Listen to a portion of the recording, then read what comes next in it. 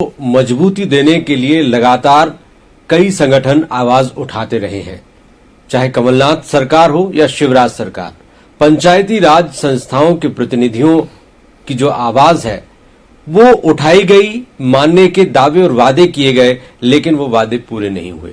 आज पंचायती राज संस्थानों की आवाज उठाने वाले कुछ ऐसे ही संगठनों और समाजसेवी लोगों ने एक नया राजनीतिक दल बनाकर चुनाव लड़ने का ऐलान किया है। हमारे साथ हैं अविनाश शुक्ला जी। अविनाश शुक्ला जी ने ये राजनीतिक दल गठित किया है अपने साथियों के साथ।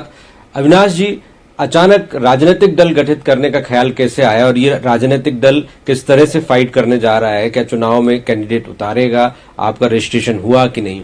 जनता के आशीर्वाद से हम चुने गए।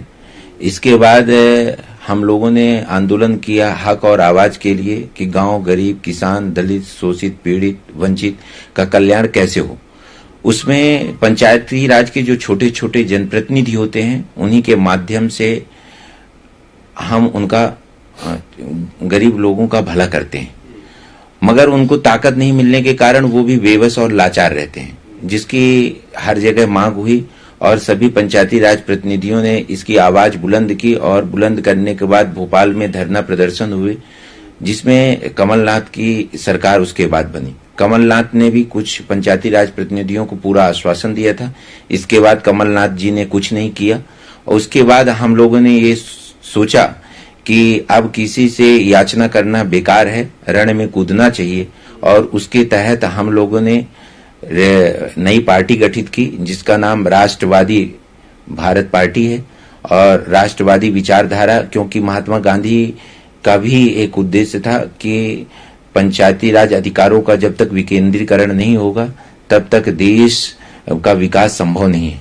तो उसी के तहत पंचायती राज प्रतिनिधियों को सशक्त और सबल बनाने के उद्देश्य से और सभी लड़ाइयों को लड़ने के हिसाब से गरीब का कल्याण कैसे हो, लोगों तक विकास नीचे तक कैसे पहुंचे, इस उद्देश्य के साथ हम लोगों ने नए दल को गठित किया है। और दल निश्चित रूप से दल गठित हुआ है तो चुनाव लड़ेगा और लगभग सभी सीटों पर चुनाव लड़ेगा और अपनी उपस्थिति दर्ज करके अच्छे लोग, कई लोग चुनाव जनता के आशीर्वाद से जीत के भी आएंगे। ऐसा मुझे जनता पर भरोसा है और जो लोग चुनाव लड़ेंगे उन पर भी भरोसा है। बीजेपी और कांग्रेस में कोई अंतर नहीं, दोनों एक दूसरे को गाली देते हैं, दोनों एक दूसरे को अनैतिक नैतिक बातें बोलते हैं और इसके बाद दोनों मिल के राज करते हैं।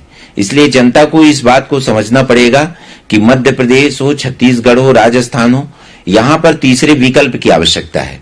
ये एक बार 5 साल बीजेपी ने लूटा तो 5 साल कांग्रेस ने लूटा, 15 साल बीजेपी ने लूटा तो 5 साल कांग्रेस ने लूटा। ये नहीं होना चाहिए। अब नए दल की आवश्यकता है। इन तीनों प्रदेशों में नए दल जनता के ही कल्याण के लिए काम करेंगे। बाकी भाजपा और कांग्रेस दोनों लुटेरे दल हैं और दोनों ही दल जनता के आशा आकांक्षाओं को पूर्ण नहीं कर सकते हैं। दोनों दल जनता के लिए कल्याणकारी नहीं है। ये जनता भी समझ चुकी है और जनप्रतिनिधि भी जानते हैं। तो अविनाश शुक्ला जिनका दावा है बीजेपी कांग्रेस की हकीकत जनता जान चुकी है और नए राजनीतिक दल के रूप में राष्ट्रवादी पार्टी मैदान में आएगी और अच्छे उम्मीदवारों के साथ अपनी जगह बनाएगी। कैमरामैन सतीश गुप्ता के साथ अतुल पाठक, TV 24 भोपाल।